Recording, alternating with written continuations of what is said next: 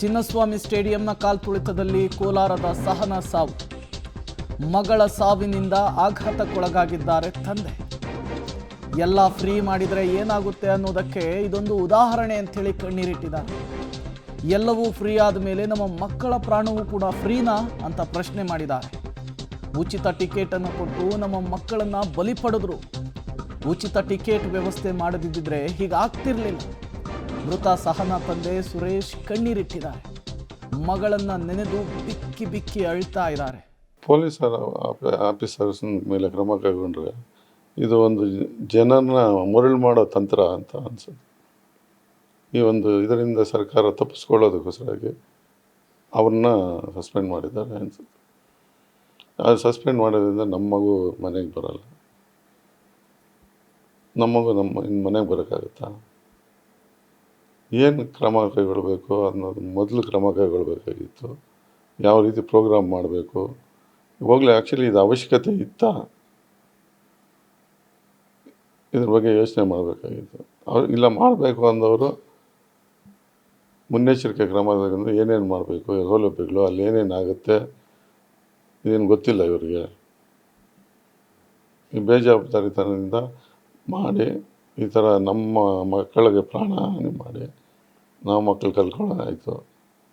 ಅವ್ರ ಮಕ್ಕಳೆಲ್ಲ ಚೆನ್ನಾಗಿದ್ದಾರೆ. ಇದರಿಂದ ಆ ಪೊಲೀಸ್ ಆಫೀಸರ್ನ ಸಸ್ಪೆಂಡ್ ಮಾಡಿದ್ರೆ ಅವರೇನು ಇದಕ್ಕೆ ಕಾರಣಕರ್ತಾರೆ? ಅವರಾಗ್ತಾರ?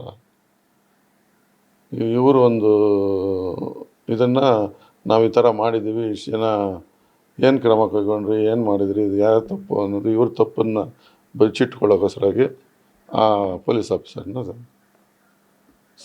ಸಸ್ಪೆಂಡ್ ಮಾಡಿದ್ದಾರೆ ಅನ್ಸುತ್ತೆ.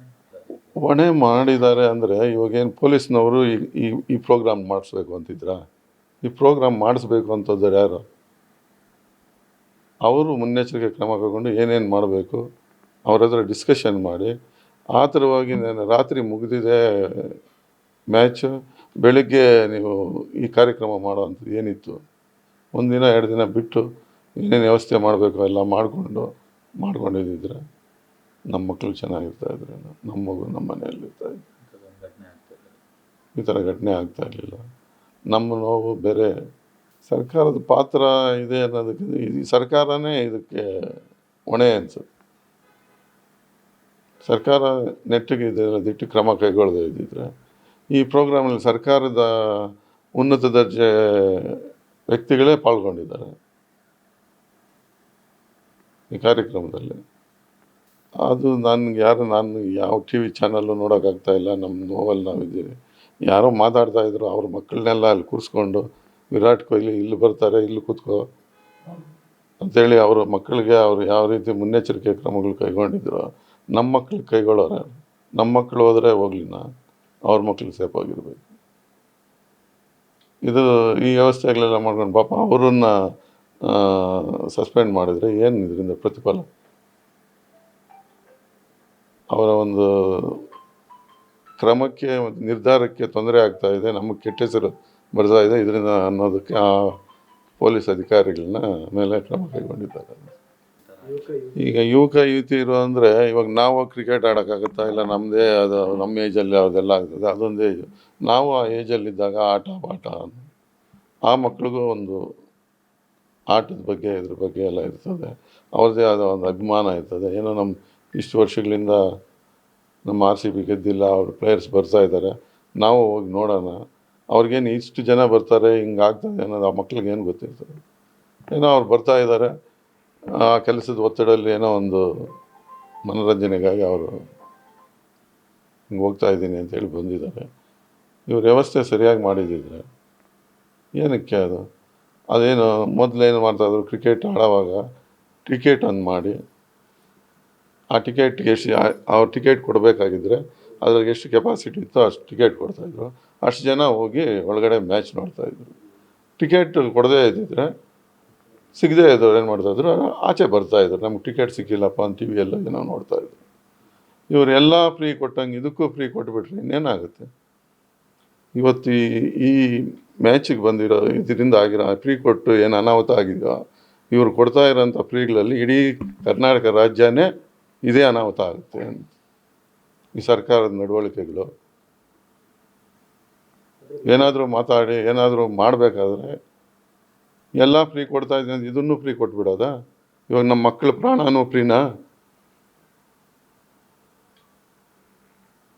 ಅವ್ರ ಮನೆಗಳಲ್ಲಿ ಯಾರಾದರೂ ಮಕ್ಕಳು ಏನಾದರೂ ಈ ಥರ ಆಗಿದ್ದಿದ್ರೆ ಅವ್ರಿಗೆ ಎಷ್ಟು ನೋವಾಗ್ತಾ ಇತ್ತು ಅಂತಂದು ಗೊತ್ತಾಗಬೇಕು.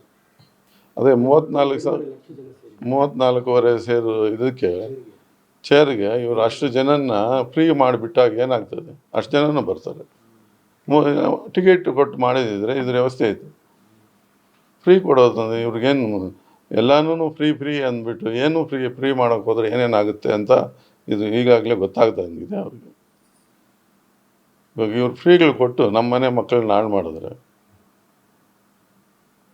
ನಮ್ಮ ಮಗು ನಮ್ಗೆ ಯಾರು ಕೊಡೋರು?